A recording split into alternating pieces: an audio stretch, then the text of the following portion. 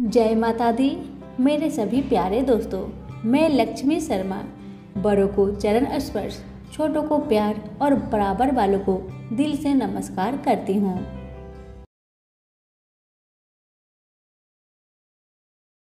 ओम नमः भगवते वासुदेवाय। लक्ष्मी नारायण की कृपा आप पर और आपके पूरे परिवार पर सदा बनी रहे। आज की वीडियो में आप सभी सुनेंगे अधिक मास में सुनी जाने वाली संपूर्ण कथा एक साथ। सुनने से मिलेगी मनोवांछित फल की प्राप्ति। अब सुनिए कथा। पुराणों में अधिक मास अर्थात मल मास के पुरुष उत्तम मास बनने की बड़ी ही रोचक कथा है। उस कथा के अनुसार 12 महीने के अलग अलग स्वामी हैं, पर स्वामी विहीन होने के कारण अधिक मास को मलमास कहने से उसकी बड़ी निंदा होने लगी। इस बात से दुखी होकर मलमास श्री हरि विष्णु के पास गया और उसने अपना सारा दुख रोया। भक्त वत्सल श्री हरि उसे लेकर गोलोक पहुंचे। वहां श्री कृष्ण विराजमान थे। करुणा सिंधु भगवान श्री कृष्ण ने मलमास की व्यथा जानकर उसे वरदान दिया, अब से मैं तुम्हारा स्वामी हूँ। इससे मेरे सभी दिव्य गुण तुम में समाविष्ट हो जाएगी। मैं पुरुष उत्तम के नाम से विख्यात हूँ और मैं तुम्हें अपना यही नाम दे रहा हूँ। आज से तुम मलमास के स्थान पर पुरुष उत्तम मास के नाम से जाने जाओगे। शास्त्रों के अनुसार हर तीसरे साल सर्वोत्तम अर्थात पुरुष उत्तम मास की उत्पत्ति होती है। इस माह के समय जब तक दान से अनंत पुण्य की प्राप्ति होती है। इस माह में श्री कृष्ण, श्रीमद् भगवत गीता, श्री राम कथा वाचन और विष्णु भगवान की उपासना की जाती है। इस माह उपासना करने का अपना अलग ही महत्व है। इस माह में तुलसी अर्चना करने का विशेष महत्व बताया गया है। पुरुष उत्तम मास में कथा पढ़ने सुनने से भी बहुत लाभ प्राप्त होता है। इस मास में धरती पर शयन एक ही समय भोजन करने से अनंत फल प्राप्त होते हैं। सूर्य की 12 संक्रांति के आधार पर ही वर्ष में 12 माह होते हैं। प्रत्येक 3 वर्ष के बाद पुरुषोत्तम माह आता है। पंचांग के अनुसार सारे तिथि, वार, योग, करण, नक्षत्र के अलावा सभी मास के कोई न कोई देवता स्वामी है, परंतु पुरुष उत्तम मास का कोई स्वामी न होने के कारण सभी मंगल कार्य, शुभ और प्रीति कार्य वर्जित है। दान धर्म में पूजन का महत्व शास्त्रों में बताया गया है कि यह माह व्रत, उपवास, दान, पूजा, यज्ञ, हवन और ध्यान करने से मनुष्य के सारे पाप कर्मों का क्षय होकर उन्हें कई गुना पुण्य फल प्राप्त होता है। इस माह आपके द्वारा दान दिया गया 1 रुपया भी आपको 100 गुना फल देता है। इसलिए अधिक मास के महत्व को ध्यान में रखकर इस माह दान पुण्य देने का बहुत महत्व है। इस माह भगवत कथा, श्री राम कथा श्रवण पर विशेष ध्यान दिया जाता है। धार्मिक तीर्थ स्थलों पर स्नान करने से आपको मोक्ष की प्राप्ति और अनंत पुण्य की प्राप्ति मिलती है। पुरुष उत्तम मास का अर्थ जिस माह में सूर्य संक्रांति नहीं होती वह अधिक मास कहलाता है। इनमें विशेष रूप से सर्व मांगलिक कार्य वर्जित माने गए हैं, लेकिन यह माह धर्म कर्म के कार्य करने में बहुत फलदायी है। इस माह में किए गए धार्मिक आयोजन पुण्य फलदायिनी होने के साथ ही ये आपको दूसरे माहों की अपेक्षा करोड़ गुना अधिक फल देने वाली है। पुरुष उत्तम मास में दीपदान, वस्त्र एवं श्रीमद् भगवत कथा ग्रंथ दान का विशेष महत्व है। इस माह में दीपदान करने से धन वैभव में वृद्धि होने के साथ आपको पुण्य लाभ भी प्राप्त होता है। अब सुनिए दूसरी कथा भगवान श्री कृष्ण की। पौराणिक गाथा है जो हमें श्री कृष्ण एवं राधा जी के अटूट प्रेम के बारे में बताती है। कहते हैं कि एक बार नंदलाल काफी बीमार पड़ गए। कोई दवा या जड़ी बूटी उन पर असर नहीं कर पा रही थी। तभी श्री कृष्ण ने स्वयं ही गोपियों से एक ऐसा उपाय करने को कहा जिसे सुन गोपियां दुविधा में पड़ गई। दरअसल श्री कृष्ण ने गोपियों से उन्हें चरणामृत पिलाने को कहा। उनका मानना था कि उनके परम भक्त या फिर जो उनसे अति प्रेम करता है तथा उनकी चिंता करता है, यदि उसके पांव को धोने के लिए इस्तेमाल हुए जल को वे ग्रहण कर ले तो वे निश्चित ही ठीक हो जाएंगे। लेकिन दूसरी ओर गोपियां और भी चिंता में पड़ गई। श्री कृष्ण उन सभी गोपियों के लिए बेहद महत्वपूर्ण थे। वे सभी उनके परम भक्त थी, लेकिन उन्हें इस उपाय के निष्फल होने की चिंता सता रही थी। उनके मन में बार बार यह आ रहा था कि यदि उनमें से किसी एक गोपी ने अपने पांव के इस्तेमाल से चरणामृत बना लिया और श्री कृष्ण जी को पीने के लिए दे दिया तो वह परम भक्त का कार्य तो कर देगी, परंतु किन्हीं कारणों से कान्हा ठीक ना हुए तो उसे नरक भोगना पड़ेगा। अब सभी गोपियां व्याकुल होकर श्री कृष्ण की ओर ताक रही थी और किसी अन्य उपाय के बारे में सोच रही थी कि वहां कृष्ण की प्रिय राधा आ गई। अपने कृष्ण को इस हालत में देख राधा के तो जैसे प्राण ही निकल गए। जब गोपियों ने कृष्ण द्वारा बताया गया उपाय राधा को बताया तो राधा ने एक क्षण भी व्यर्थ करना उचित ना समझा और जल्द ही स्वयं के पांव को धोकर चरणामृत तैयार कर श्री कृष्ण को पिलाने के लिए आगे बढ़ी। राधा जानती थी कि वे क्या कर रही है। जो बात अन्य गोपियों के लिए भय का कारण थी, ठीक वही भय राधा को भी थी। मन में था, लेकिन कृष्ण के वापस स्वस्थ करने के लिए वह नरक में चले जाने को भी तैयार थी। आखिरकार कान्हा ने चरणामृत ग्रहण किया और देखते ही देखते वो ठीक हो गए, क्योंकि वह राधा ही थी जिनके प्यार एक सच्ची निष्ठा से श्री कृष्ण तुरंत स्वस्थ हो गए। अपने कृष्ण को निरोग देखने के लिए राधा जी ने एक बार भी स्वयं के भविष्य की चिंता ना की और वही किया जो उनका धर्म था। प्रेम से बोलिए श्री कृष्ण भगवान की जय, राधा रानी की जय। अब सुनिए राम अवतार की कथा। रामचंद्र प्राचीन भारत में जन्म एक महापुरुष थे।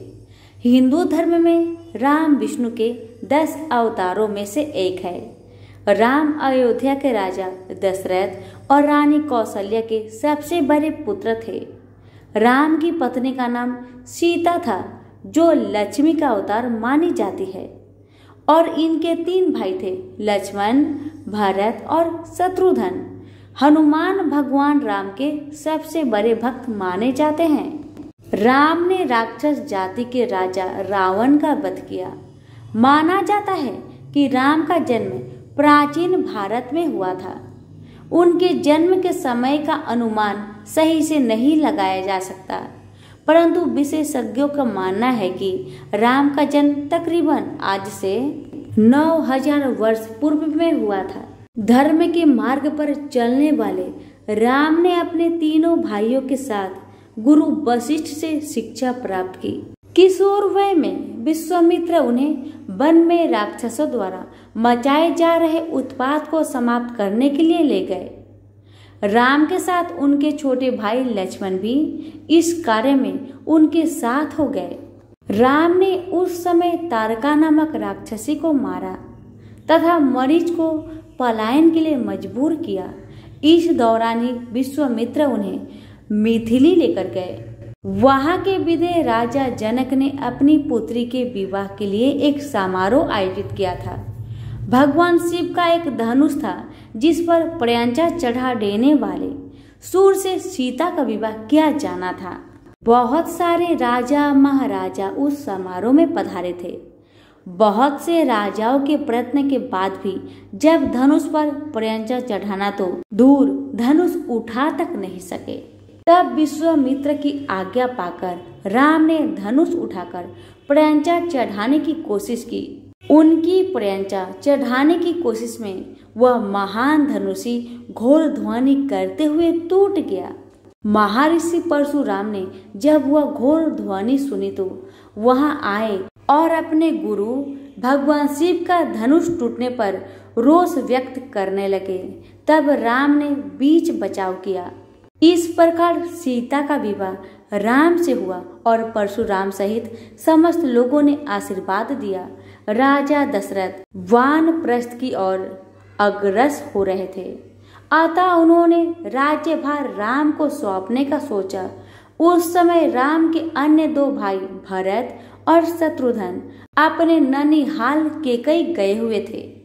मंथरा जो रानी केकई की दासी थी, केकई को भरमाया कि राजा तुम्हारे साथ गलत कर रहे हैं, तुम राजा की प्रिय रानी हो तो तुम्हारी संतान को राजा बनना चाहिए। पर राजा दशरथ राम को राजा बनाना चाहते हैं। केकई चाहती थी उसके पुत्र भरत राजा बने, इसलिए उन्होंने राम को दशरथ द्वारा 14 वर्ष का वनवास दिलाया। राम ने अपने पिता की आज्ञा का पालन किया। राम की पत्नी सीता और उनके भाई लक्ष्मण भी वनवास में गए थे।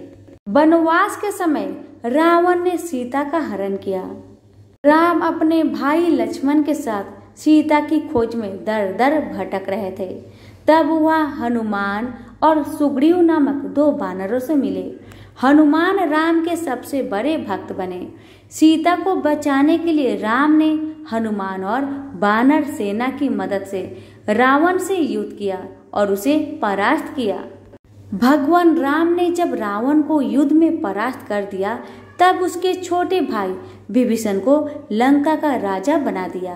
राम, सीता, लक्ष्मण और कुछ वानर जन पुष्पक विमान से अयोध्या को प्रस्थान कर गए। वहां सबसे मिलने के बाद राम और सीता अयोध्या के राजा और रानी का पद स्वीकार किया। तो सभी प्रेम से बोले सिया रामचंद्र की जय। बहुत समय पहले की बात है। एक गांव में एक ननद भाभी रहा करती थी। ननद अभी कंवारी थी। उस परिवार में ननद, भाभी और भाई, इन तीनों के अलावा और कोई भी नहीं रहता था। भाभी तो कभी कोई पूजा पाठ करती ही नहीं थी और ननद हर रोज तुलसी माता की पूजा किया करती थी, उनकी बड़ी सेवा करती थी। बिना तुलसी पूजन के ननद कभी भोजन नहीं करती थी। ननद का पूजा पाठ देख के भाभी को बहुत क्रोध आता था। कभी कभी भाभी तो अपनी ननद से ऐसे भी कह देती थी कि जब तुम्हारा विवाह होगा ना, तो मैं तुम्हें और बराती को तुलसी ही खाने दूंगी और दहेज में यही दूंगी। इसी तरह समय निकलने लगा, दिन बीतने लगी। अब तो ननद भी बड़ी हो गई थी। भाई ने अपने बहन के लिए एक अच्छा घर और बर ढूंढा। अब तो बहन की शादी पक्की हो गई। बहन की शादी वाले दिन भाभी ने क्या किया, बारातियों के सामने तुलसी का गमला फोड़कर रख दिया। लेकिन ननद की सच्ची भक्ति और श्रद्धा से तुलसी माता बहुत प्रसन्न थी। इसी कारण से तुलसी माता की कृपा से तुलसी का गमला स्वादिष्ट व्यंजन में बदल गया। ये चमत्कार देखकर भाभी बहुत आश्चर्यचकित हो गई, लेकिन फिर भी उसका आदत नहीं गया। उसने फिर क्या किया, अपने ननद को गहने के बदले में तुलसी की मंजरी पहना दी। लेकिन तुलसी माता की कृपा से वह मंजरी भी सोने के आभूषण में बदल गए। ये देखकर भी भाभी बहुत हैरान हुई, मगर फिर भी अपनी करतूत करनी न बंद किया। उसने फिर वस्त्रों के स्थान पर तुलसी का जनेऊ रख दिया। लेकिन तुलसी माता की कृपा से वह तुलसी का जनेऊ रेशमी और सुंदर वस्त्र में बदल गया। ननद की भाभी बहुत पापिन थी, इसलिए तुलसी माता की महिमा को न जान सकी। भाई ने अपने बहन को बड़े प्यार और आदर के साथ विदा किया। बहन ससुराल में गई। ससुराल वाले उसके दहेज आदि के बारे में बहुत बड़ाई करने लगे। जब ये बात भाभी को मालूम हुई तो उसे बड़ा आश्चर्य हुआ और तुलसी जी की पूजा का महत्व उसको समझ में आ गया। भाभी की एक लड़की थी। अब भाभी सोचने लगी, क्यों ना मैं भी अपनी बेटी को तुलसी माता की पूजा करने को कहूँ। अब तो भाभी अपनी लड़की से कहने लगी कि तू भी तुलसी माता की सेवा कर, तुझे भी बुआ की तरह फल मिलेगा।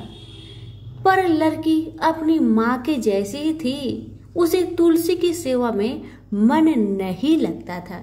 भाभी की लड़की हर रोज सुबह स्नान करके ऊपर के मन से अपनी माँ की बात रखने के लिए तुलसी माता की पूजा कर लिया करती थी, मगर मन उसका पूजा में कभी नहीं लगा।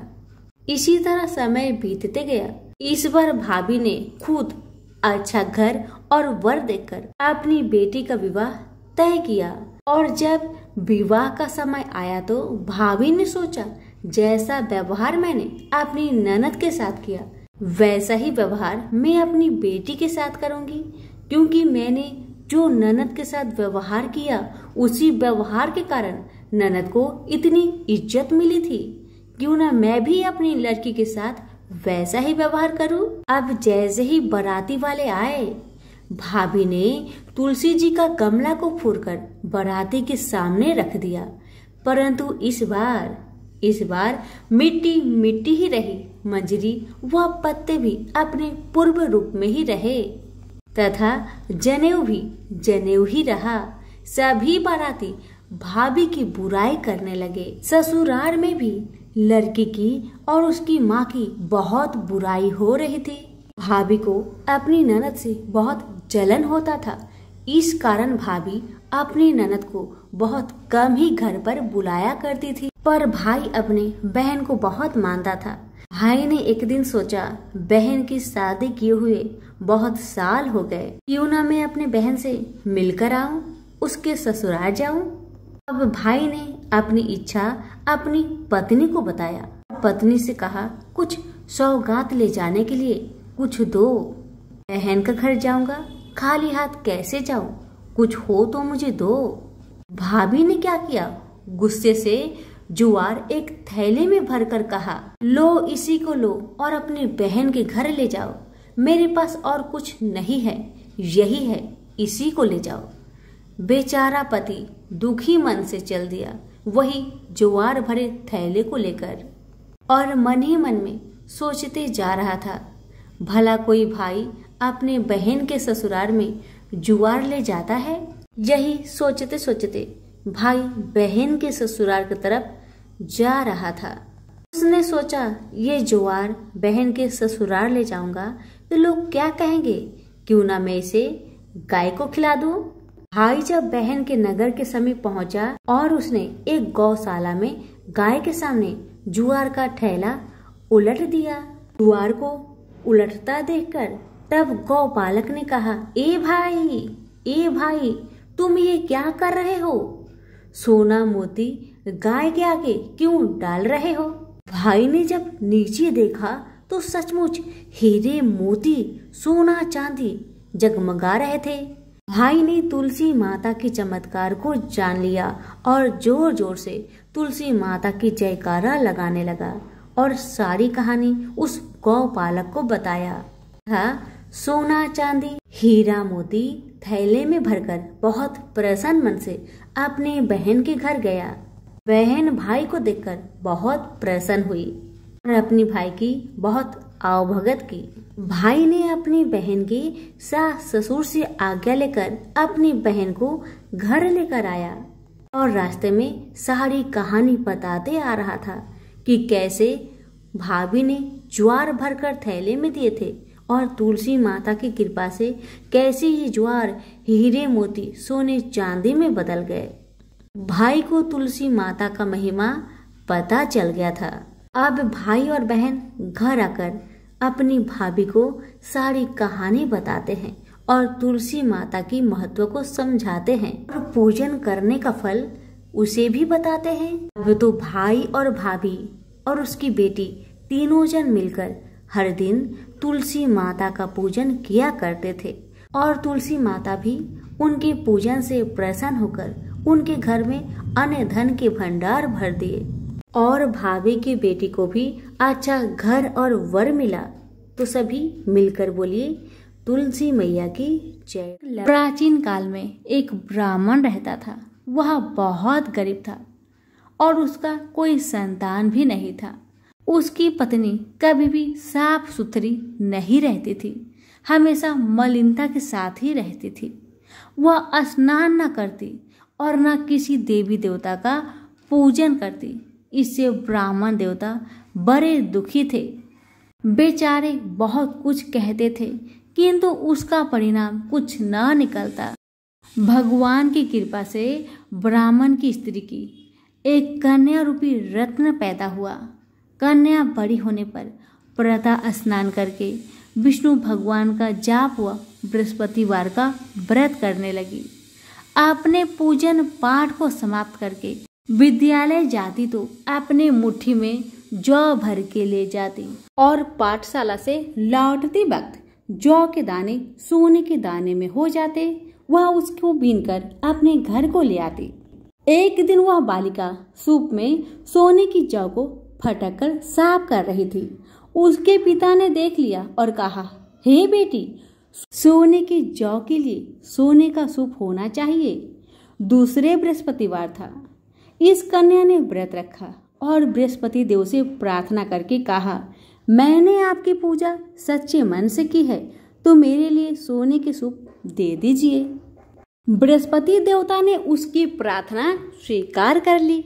रोजाना की तरह वह कन्या जौ फैलाती हुई जाने लगी। जब लौटकर जौ बीन रही थी तो बृहस्पति देवता की कृपा से सोने का सूप भी मिल गया।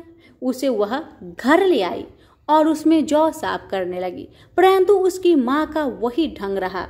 एक दिन की बात है कि वह कन्या सोने के सूप में जौ साफ कर रही थी। उसी समय उस शहर का राजपुत्र वहां से होकर निकला।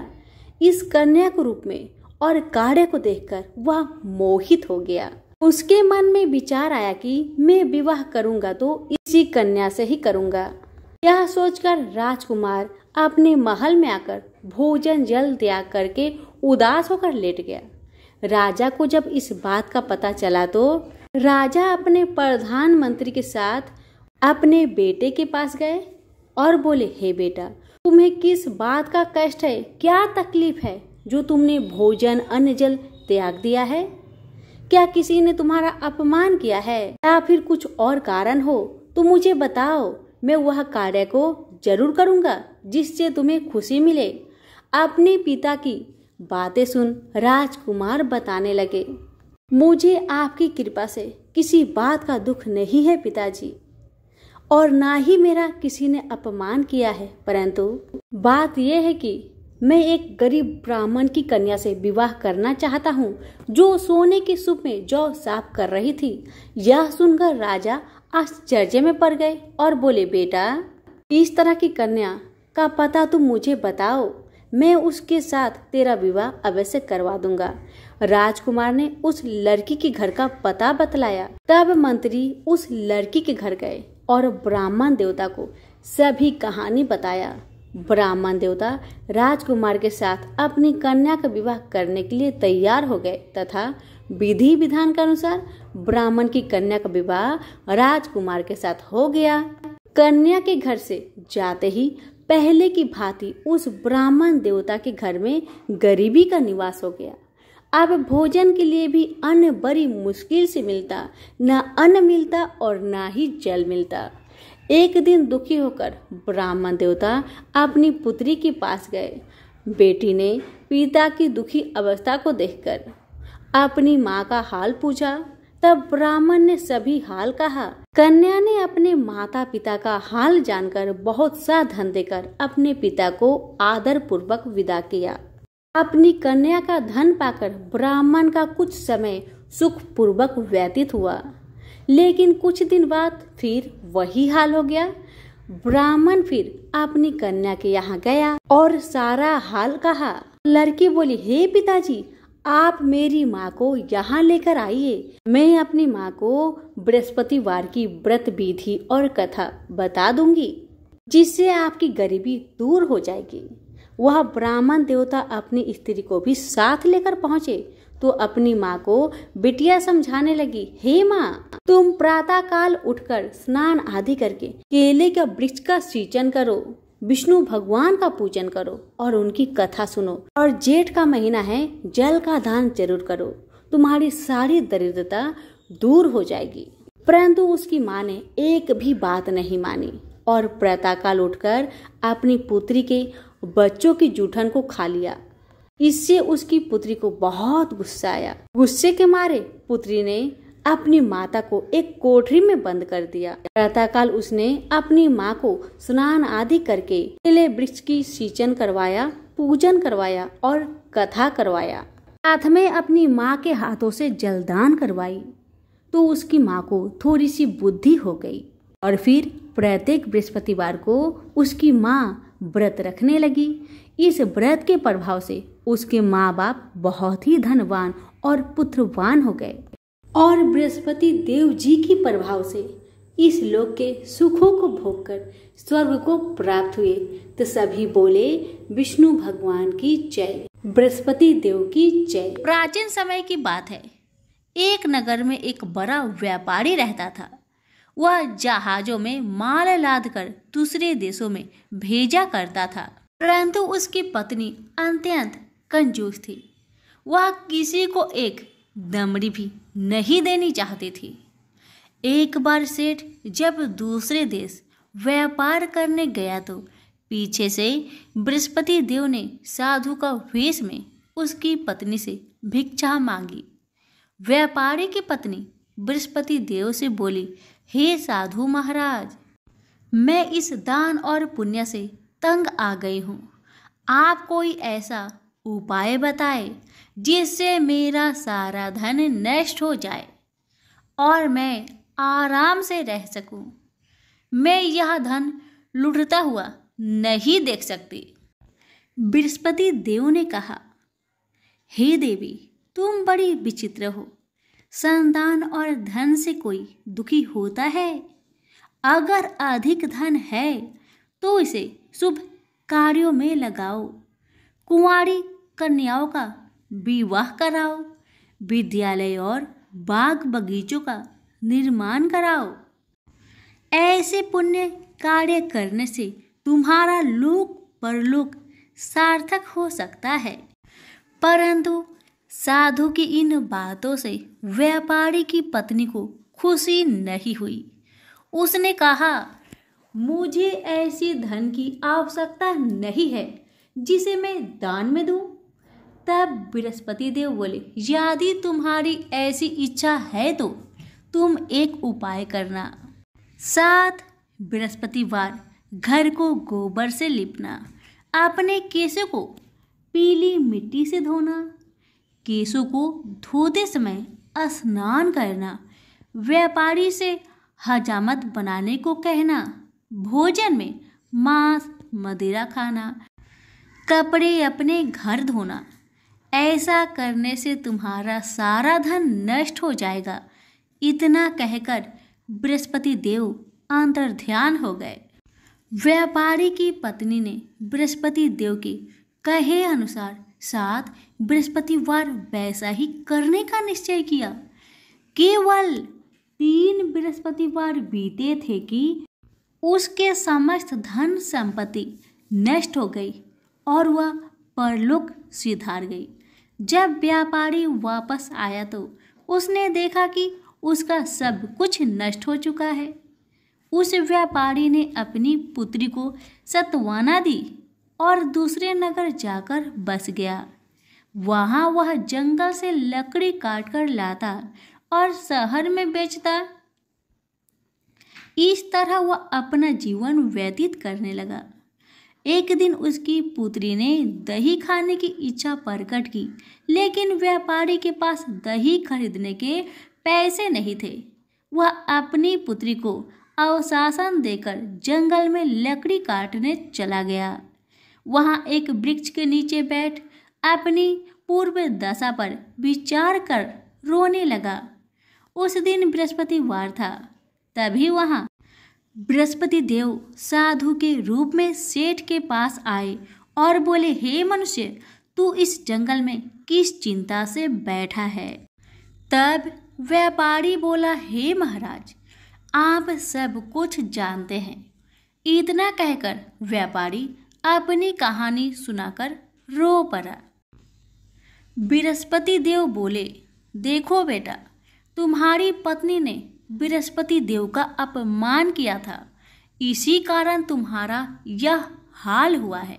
लेकिन अब तुम किसी प्रकार की चिंता मत करो। तुम गुरुवार के दिन बृहस्पति देव का पाठ करो।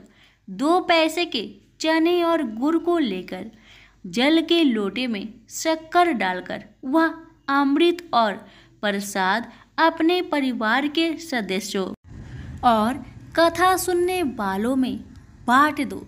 स्वयं भी प्रसाद और चनामृत लो। भगवान तुम्हारा अवश्य कल्याण करेंगे।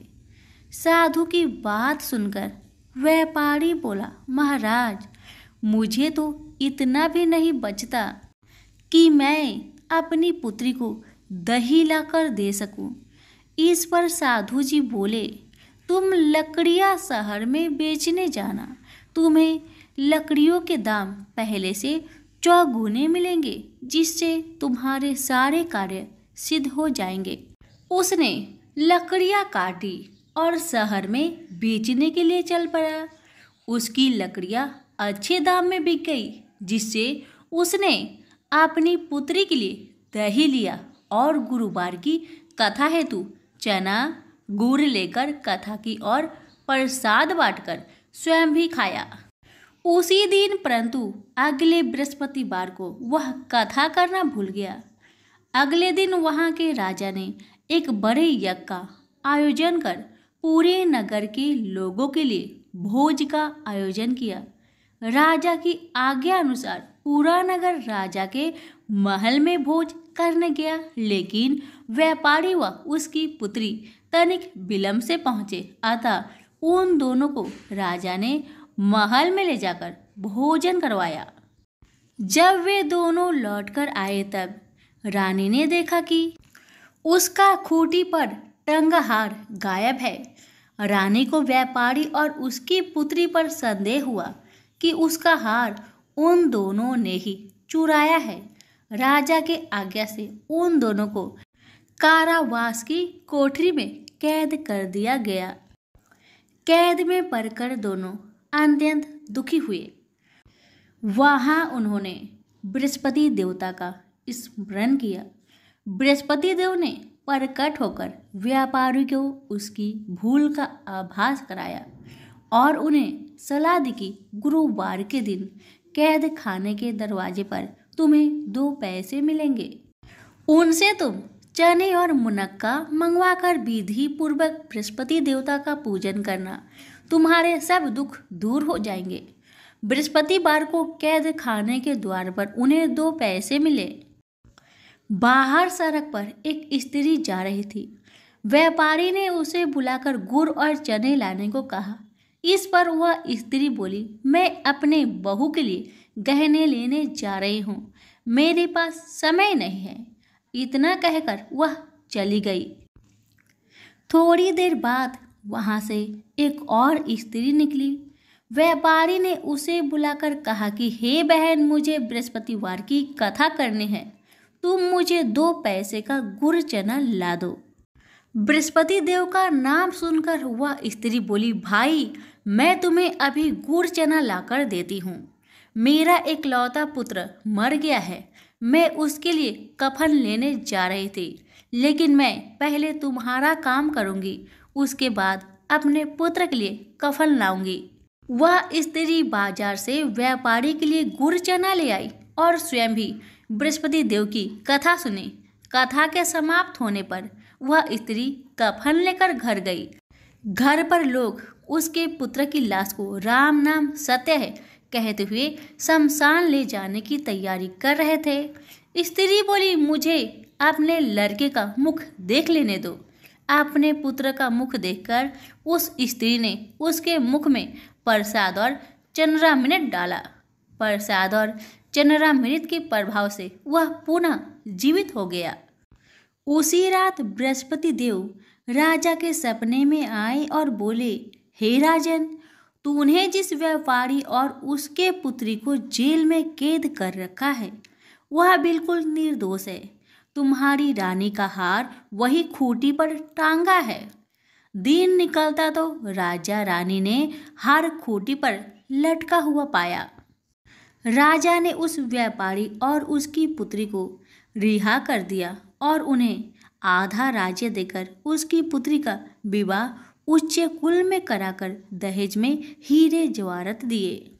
सभी प्रेम से बोलिए, बृहस्पति देव की जय हो। सती अनुसुईया की कहानी। अनुसुईया प्रजापति कद्रम और देवहूति की 9 कन्याओं में से एक तथा अत्रि मुनि की पत्नी थी। उनकी पत्नी भक्ति अर्थात अस्तित्व का तेज इतना अधिक था कि उसके कारण आकाश मार्ग से जाते देवों को उसके प्रताप का अनुभव होता था। इसी कारण से उन्हें सती अनुसुईया भी कहा जाता है। अनुसुईया ने श्री राम, सीता और लक्ष्मण का अपने आश्रम में स्वागत किया था। उन्होंने सीता को उपदेश दिया था और उन्हें अखंड सौभाग्य की एक औषधि भी दी थी। सतियों में उनकी गणना सबसे पहले होती है। कालिदास के शाकुंतलम में अनुसुईया की नाम शकुंतला की एक सखी भी कही गई है। अब सुनिए सती अनुसुईया की कहानी। एक बार महर्षि नारद भगवान शंकर, विष्णु और ब्रह्मा जी से मिलने स्वर्ग में गए, किंतु तीनों में से किसी से उनकी भेंट नहीं हो पाई। तीनों की धर्म पत्नियां अपने अपने लोक में अवश्य उपस्थित थी। भेंट के दौरान महर्षि नारद ने यह अनुभव किया कि इन तीनों को ही अपने पतिव्रता धर्म, शील एवं सद्गुणों पर बड़ा गर्व है। अतः उन्होंने एक के पास जाकर कहा, मैं अनुसुईया के विश्व भर का भ्रमण करता हूँ, किंतु आत्रेय ऋषि की पत्नी समान पतिव्रत धर्म का पालन करने वाली शील एवं सद्गुण संपन्न स्त्री मैंने नहीं देखी, न ही सुनी। यह सुनकर पार्वती, लक्ष्मी और सावित्री को बड़ी ईर्ष्या हुई। अब वे तीनों व्याकुलता से अपनी पतियों के आने की प्रतीक्षा करने लगी। अपने अपने स्वामी के आगमन पर उन्होंने अपने पति से प्रार्थना किया कि वे सती अनुसुईया का पतिव्रत धर्म भंग करे। अर्धांगिनियों के कहने पर तीनों देवता इस हेतु राजी हो गए। अब वे तीनों एक साथ अत्रि ऋषि के आश्रम में इस कार्य हेतु पहुंच गए। पूर्णतः योजना बनाकर वे तीनों याचक के रूप में भिक्षा मांगने गए। जब अनुसुईया भिक्षा देने आई तो अतिथि सेवा में तत्पर अनुसुईया ने कहा, आप लोग गंगा स्नान करके आइए, तब तक मैं भोजन तैयार करती हूँ। स्नान के बाद अनुसुईया ने भोजन परोसा। तब तीनों देवता बोले कि जब तक तुम नग्न होकर भोजन नहीं परोसोगी तब तक हम भोजन नहीं करेंगे। अब पतिव्रत धर्म का पालन करने के कारण उसे देवताओं का छल कपट ज्ञात हो गया। फिर भी वो तीनों को बैठाकर अपने पति अत्रि ऋषि के पास गई और उनके चरण धोकर जल ले आई। उस जल को उन्होंने देवताओं पर छिड़क दिया। जल के प्रभाव से तीनों देवता दूध मुखे बच्चे बनकर बाल किराए करने लगे। तब अनुसुईया ने उन तीनों को दूध पिलाकर पालने में सुला दिया। इस प्रकार कई दिन बीत गए। जब तीनों देवता लौटकर अपने लोक नहीं पहुंचे तो देव पत्नियां चिंतित हुई।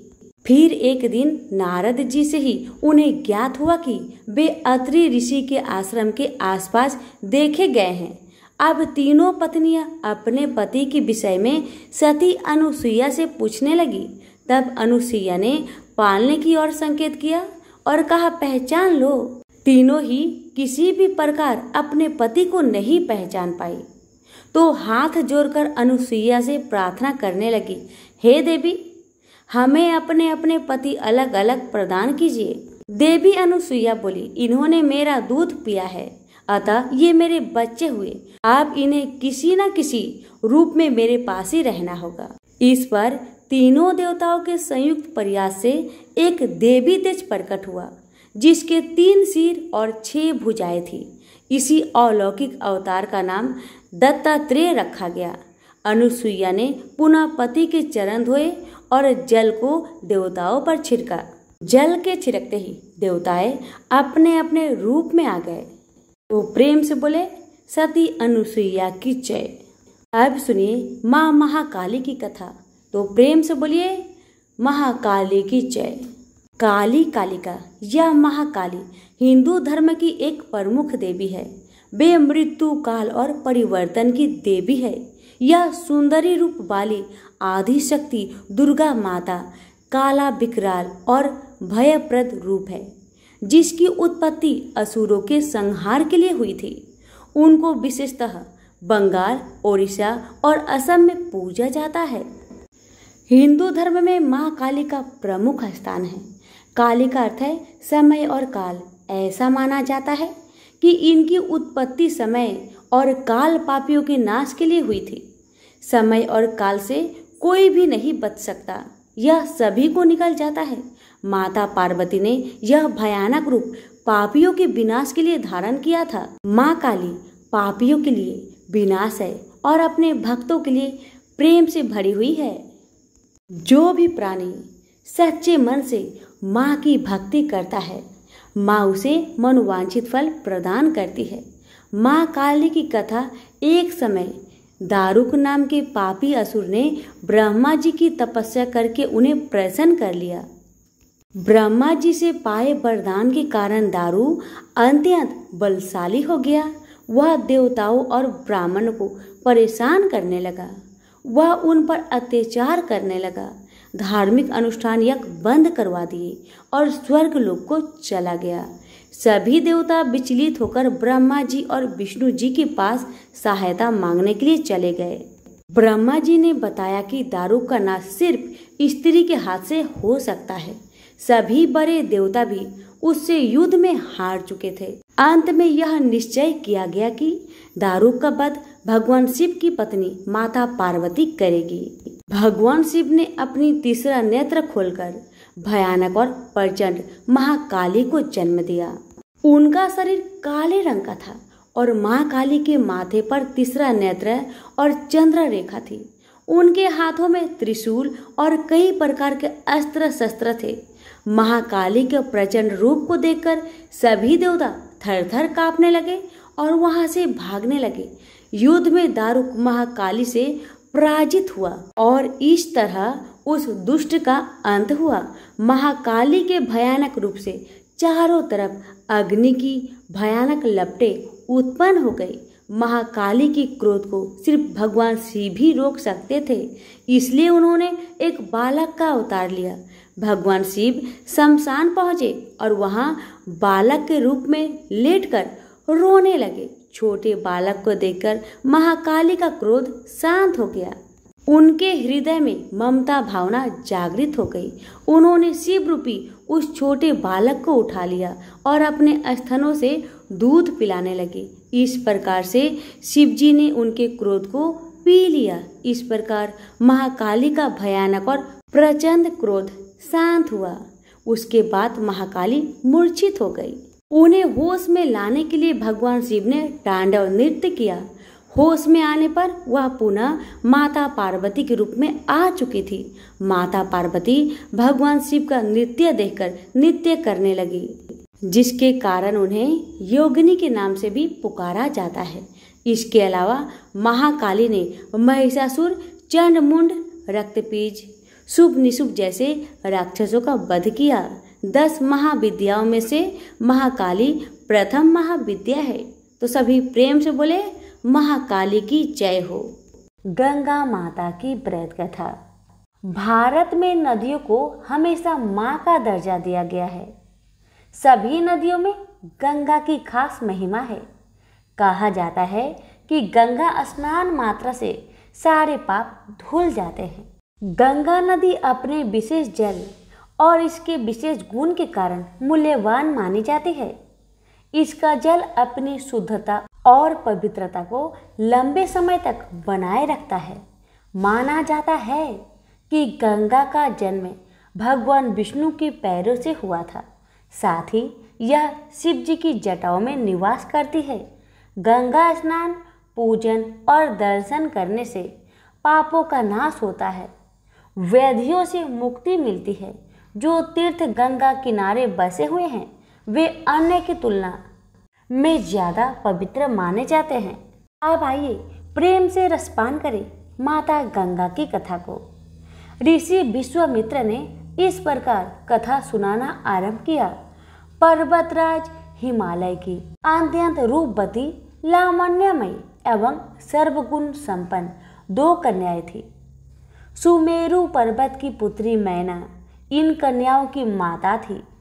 हिमालय की बड़ी पुत्री का नाम गंगा तथा छोटी पुत्री का नाम उमा था। गंगा अत्यंत प्रभावशाली और असाधारण देवी गुणों से संपन्न थी। वह किसी बंधन को स्वीकार न कर मनमाने मार्गों का अनुसरण करती थी। उसकी इस असाधारण प्रतिभा से प्रभावित होकर देवता लोग विश्व के कल्याण की दृष्टि से उसे हिमालय से मांग कर ले गए। पर्वतराज की दूसरी कन्या उमा बड़ी तपस्विनी थी। उसने कठोर एवं असाधारण तपस्या करके महादेव जी को वर के रूप में प्राप्त किया। विश्वामित्र के इतना कहने पर राम ने कहा, हे भगवान, जब गंगा को देवता लोग सूर्यलोक ले गए तो वह पृथ्वी पर कैसे अवतरित हुई और गंगा को त्रिपथा क्यों कहते हैं? इस पर ऋषि विश्वामित्र ने बताया, महादेव जी का विवाह तो उमा के साथ हो गया, किंतु 100 वर्ष तक भी उनके किसी संतान की प्राप्ति नहीं हुई। एक बार महादेव जी के मन में संतान उत्पन्न करने का विचार आया। जब उनके इस विचार की सूचना ब्रह्मा जी सहित देवताओं को मिली तो वे विचार करने लगे कि शिव जी की संतान की तेज को कौन संभाल सकेगा। उन्होंने अपनी इस शंका को भगवान शिव जी के सम्मुख प्रस्तुत किया। उनके कहने पर अग्नि ने यह भार ग्रहण किया और परिमाण स्वरूप अग्नि के समान महान तेजस्वी स्वामी कार्तिकेय का जन्म हुआ। देवताओं के इस षड्यंत्र से उमा के संतान होने में बाधा पड़ी तो उन्होंने क्रोध होकर देवताओं को श्राप दे दिया कि भविष्य में वे कभी पिता नहीं बन सकेंगे। इस बीच सूर्यलोक में विचरण करती हुई गंगा से उमा की भेंट हुई। गंगा ने उमा से कहा कि मुझे सूर्यलोक में विचरण करते हुए बहुत दिन हो गए हैं। मेरी इच्छा है कि मैं अपनी मातृभूमि पृथ्वी पर विचरण करूं। उमा ने गंगा आश्वासन दिया कि वो इसके लिए कोई प्रबंध करने का प्रयत्न करेगी। वत्सराम, तुम्हारी ही अयोध्यापुरी में सागर नाम के एक राजा थे। उनके कोई पुत्र नहीं था। सागर की पटरानी कोसनी विदर्भ प्रांत के राजा की पुत्री थी। कोसनी सुंदर, धर्मात्मा और सत्यपरायण थी। सागर की दूसरी रानी का नाम सुमति थी, जो राजा अरिष्टनेमि की कन्या थी।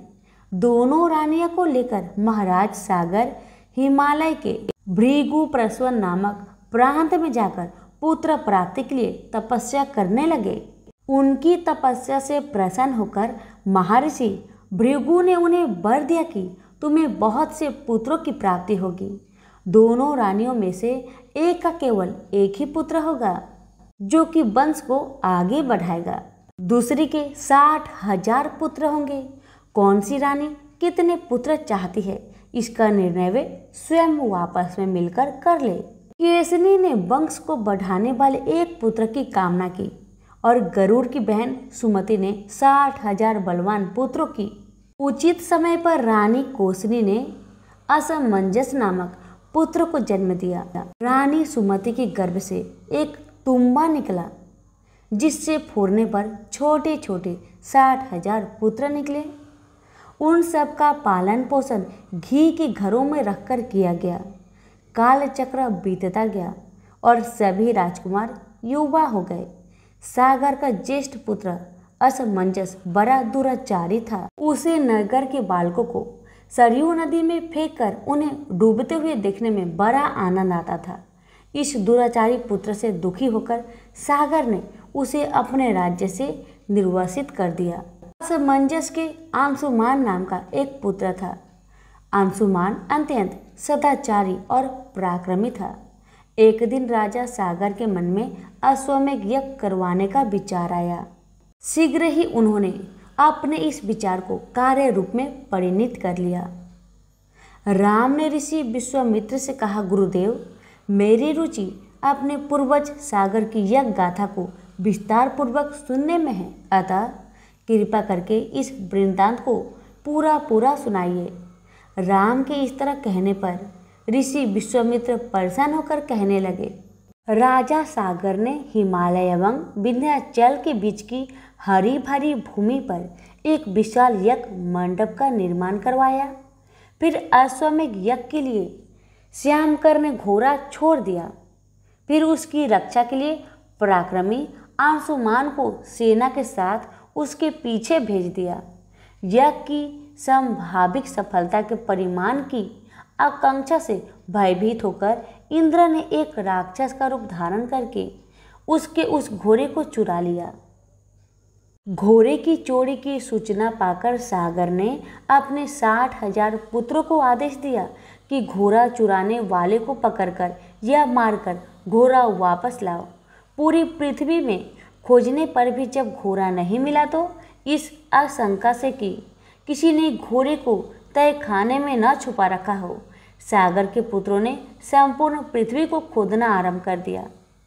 उनके इस कार्य से असंख्य भूमितल निवासी प्राणी मारे गए। खोदते खोदते वे पाताल तक जा पहुँचे। उनके इस नृशंस कृत्य की देवताओं ने ब्रह्मा जी से शिकायत की तो ब्रह्मा जी ने कहा कि ये राजकुमार क्रोध एवं मद में अंधे होकर ऐसा कर रहे हैं। पृथ्वी की रक्षा कर दायित्व कपिल पर है, इसलिए वे इस विषय में कुछ न कुछ अवश्य करेंगे। पूरी पृथ्वी को खोदने के बाद जब घोड़ा और उसको चुराने वाला चोर नहीं मिला तो निराश होकर राजकुमारों ने इसकी सूचना अपने पिता को दे दी। रुष्ट होकर सागर ने आदेश दिया कि घोड़े को पाताल में जाकर ढूंढो। पाताल में घोड़े को खोजते खोजते वे सनातन वासुदेव कपिल आश्रम में पहुंच गए। उन्होंने देखा कपिल देव आंखें बंद किए बैठे हैं और उन्हीं के पास यज्ञ का वह घोड़ा बंधा हुआ है। उन्होंने कपिल मुनि को घोड़े का जोर समझकर उनके लिए अनेक दुर्वचन कहे और उन्हें मारने के लिए दौड़े। सागर के इन कुकृत्यों से कपिल मुनि की समाधि भंग हो गई। उन्होंने क्रोध होकर सागर के उन सब पुत्रों को भस्म कर दिया।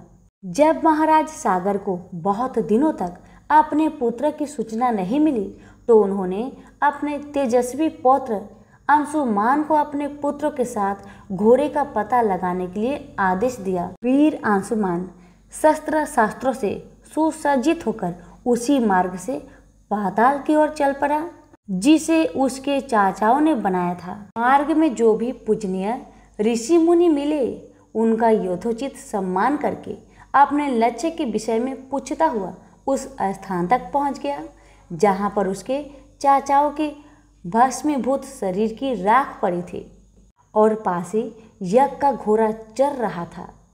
अपने चाचाओं के भस्मीभूत शरीर को देखकर उसे बहुत दुख हुआ।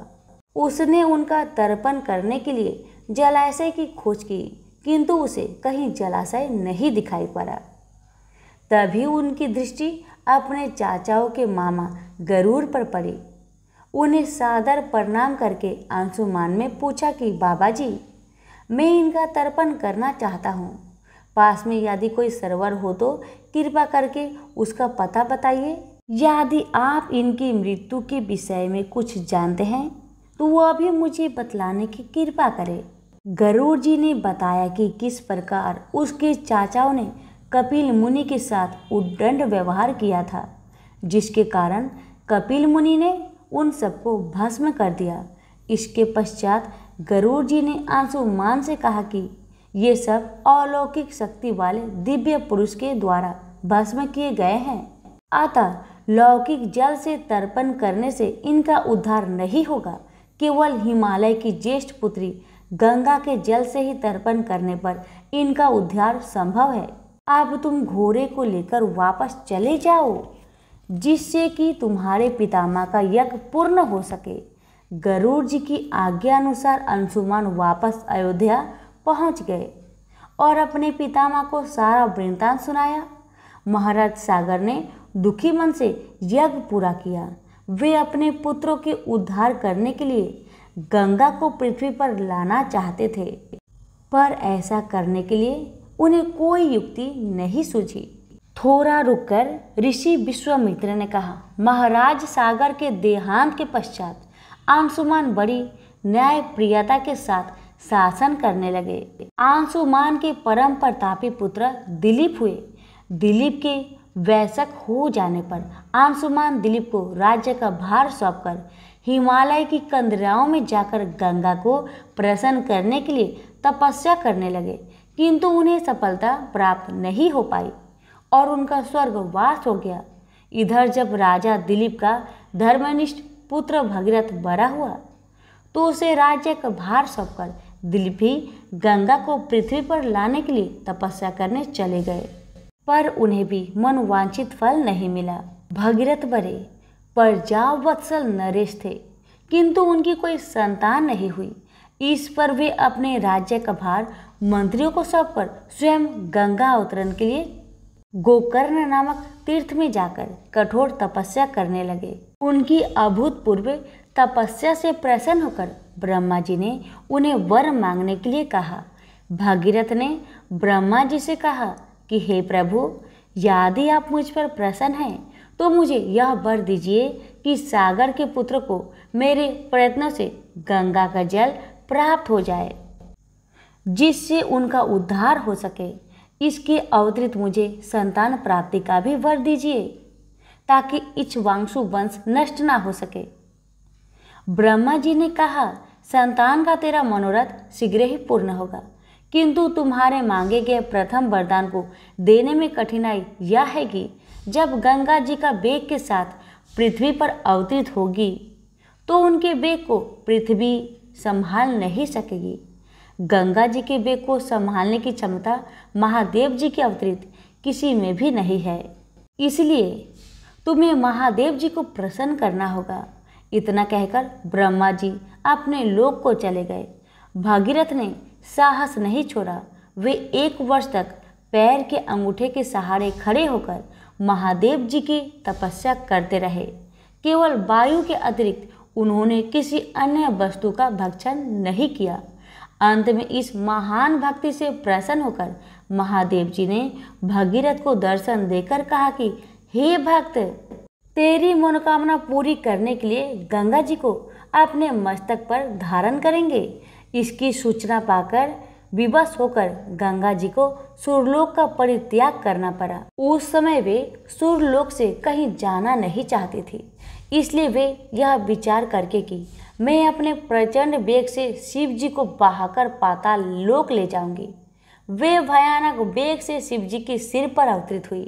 गंगा के इस वेगपूर्ण अवतरण से उनका अहंकार शिव जी से छुपा न रहा। महादेव जी ने गंगा की वेगवती धाराओं को अपने जटाजूट में उलझा लिया। गंगा जी ने अपने समस्त प्रयत्नों के बाद भी महादेव जी की जटाओं से बाहर न निकल सकी। गंगा जी को इस प्रकार शिव जी की जटाओं में विलीन होते देख भगीरथ ने फिर शंकर जी की तपस्या की। भगीरथ के इस तपस्या से प्रसन्न होकर भगवान शंकर ने गंगा जी को हिमालय पर्वत पर स्थित बिंदुसर में छोड़ा। छूटते ही गंगा जी 7 धाराओं में बट गई। गंगा जी की 3 धाराएं हैद्रिनी, पावनी और नलिनी पूर्व की ओर प्रवाहित हुई। सुचक्षु, सीता और सिंधु नाम की 3 धाराएं पश्चिम की ओर बही और 7वीं धारा महाराज भगीरथ के पीछे पीछे चली। जिधर जिधर भगीरथ जाते थे उधर उधर ही गंगा जी जाती थी। स्थान स्थान पर देव, यक्ष, किन्नर, ऋषि मुनि आदि उनके स्वागत के लिए एकत्रित हो रहे थे। जो भी उस जल का स्पर्श करता था भव बाधाओं से मुक्त हो जाता था। चलते चलते गंगा जी उस स्थान पर पहुंची जहां ऋषि जहनु यज्ञ कर रहे थे। गंगा जी ने अपने वेग से उनकी यज्ञशाला को संपूर्ण सामग्री के साथ बहाकर ले जाने लगी। इससे ऋषि को बहुत क्रोध आया और उन्होंने क्रोध होकर गंगा का सारा जल पी लिया। यह देखकर समस्त ऋषि मुनियों को बड़ा विस्मय हुआ और वे गंगा जी को मुक्त करने के लिए उनकी स्तुति करने लगे। उनकी स्तुति से प्रसन्न होकर जहन्नु ऋषि ने गंगा जी को अपने कानों से निकाल दिया और उन्हें अपनी पुत्री के रूप में स्वीकार कर लिया। तब से गंगा जाह्नवी कहलाने लगी। इसके पश्चात वे भगीरथ के पीछे पीछे चलते समुद्र तक पहुंच गई और वहां से सागर के पुत्रों का उद्धार करने के लिए रसातल में चली गई। उनके जल के स्पर्श से भस्मीभूत हुए सागर के पुत्र निष्पाप होकर स्वर्ग को चले गए। उस दिन से गंगा के 3 नाम हुए, त्रिपथ गंगा, जाह्नवी और भागीरथी। तो प्रेम से बोलिए गंगा मैया की जय। पुराणों में बताया गया है कि एक बार भगवान गणेश गंगा नदी के किनारे तपस्या कर रहे थे। इसी कालावधि में धर्मात्मज की कन्या तुलसी विवाह की इच्छा लेकर तीर्थ यात्रा पर निकली। देवी तुलसी सभी तीर्थ स्थल का भ्रमण करते हुए गंगा के तट पर पहुंची। गंगा तट पर देवी तुलसी ने देखा कि युवा गणेश जी तपस्या में लीन थे। शास्त्रों के अनुसार तपस्या में विलीन गणेश जी रत्न जटित सिंहासन पर विराजमान थे। उनके समस्त अंगों पर चंदन लगा हुआ था। उनके गले में परिजात पुष्प के साथ स्वर्ण मणि रत्नों के अनेक हार पड़े थे। उनकी कमर में अत्यंत कोमल रेशम का पीतांबर लिपटा हुआ था। तुलसी श्री गणेश के इस सुंदर स्वरूप पर मोहित हो गई। उसके मन में गणेश से विवाह करने की इच्छा जागृत हुई। तुलसी ने विवाह की इच्छा से उनका ध्यान भंग किया। तब भगवान श्री गणेश ने तुलसी द्वारा तप भंग करने को अशुभ बताया और तुलसी की मनसा जानकर स्वयं को ब्रह्मचारी बताकर उसके विवाह प्रस्ताव को नकार दिए। विवाह प्रस्ताव ठुकराने पर तुलसी ने नाराज होकर गणेश जी को श्राप दिया कि उनके एक नहीं बल्कि 2 विवाह होंगी। इस पर श्री गणेश ने भी तुलसी को श्राप दे दिया कि तुम्हारा विवाह एक असुर से होगा। एक राक्षस की पत्नी होने का श्राप सुनकर तुलसी ने गणेश जी से माफी मांगी। तब गणेश जी ने तुलसी से कहा कि तुम्हारा विवाह शंखचूड़ राक्षस से होगा, किंतु फिर तुम भगवान विष्णु और श्री कृष्ण को प्रिय होने के साथ ही कलयुग में जगत के लिए जीवन और मोक्ष देने वाली होगी। पर मेरी पूजा में तुलसी चढ़ाना शुभ नहीं माना जाएगा। तब से ही भगवान श्री गणेश जी को पूजा में तुलसी चढ़ाना वर्जित माना गया है। प्रेम से बोलिए गणेश जी की जय, तुलसी जी की जय। अन्य कथा के अनुसार हनुमान जी के बारे में ऐसी मान्यता है कि वह भगवान राम के इतने परम भक्त थे कि वह उन्हें अपना माता और पिता मानते थे। हनुमान जी को जब भी कोई चिंता या परेशानी होती तो वह इस बारे में सबसे पहले अपने प्रभु श्री राम और माता सीता को बताया करते थे। एक बार ऐसा हुआ कि वाल्मीकि ऋषि के आश्रम में माता सीता अपने हाथों से भोजन पका रही थी। पवन सुत आए और बोले, हे माता, मुझे बहुत जोर से भूख लग रही है, भोजन दे। सीता जी ने अपने हाथ का बना गर्मा गर्म खाना हनुमान जी को दे दिया। हनुमान जी सारा भोजन चट कर गए और फिर भी उनकी भूख नहीं मिटी। यहाँ तक कि धीरे धीरे भंडार गृह खाली होने लगे। तब माता सीता ने राम जी के कहने पर हनुमान जी को खाने के साथ एक तुलसी पत्र दे दिया। तुलसी पत्र को खाते ही हनुमान जी का पेट भर गया और उनकी भूख शांत हो गई। तभी से हनुमान जी के भोग में तुलसी दल को शामिल करने की परंपरा चली आ रही है। प्रेम से बोलिए पवन पुत्र हनुमान की जय, तुलसी मैया की जय। एक बार एक मेढक और मेढकी तालाब में साथ रहते थे। मेढक गणेश जी का बहुत बड़ा भक्त था। वह हर रोज गणेश जी की पूजा करता था। वह कुछ काम न करता, बस गणेश जी का नाम जपता रहता। मेढकी उससे बहुत परेशान थी। एक दिन मेढकी ने गणेश जी की मूर्ति छिपा दी। मेढक आया और गणेश जी की मूर्ति के बारे में पूछने लगा तो मेढकी ने बोला कि मुझे नहीं पता। एक दिन एक औरत उनके तालाब के पास आई और उसने अपने मटके में पानी भरने लगी। जैसे ही उसने पानी भरा, वैसे ही मेढक और मेढकी उसके मटके के अंदर चले गए। घर जाकर उस औरत ने पानी गैस पर रख दिया। मेढक और मेढकी भी साथ में जलने लगे। मेढकी मेढक को बोलने लगी कि तुम तो गणेश जी की बहुत बड़ी भक्त हो, तो बोलो गणेश जी को हमें बचाए। मेढक ने यह सुनकर गणेश जी का नाम जपना शुरू कर दिया। थोड़ी देर बाद एक सांड आया और अपने दोनों सींग मटके पर जा मारा और मटका जमीन पर गिरकर टूट गया और दोनों बच गए। मेढक ने घर जाकर गणेश जी की मूर्ति मेढक को लौटा दी और उसने भी गणेश जी का पूजन करना शुरू कर दिया। तो प्रेम से बोलिए गणेश महाराज की जय हो।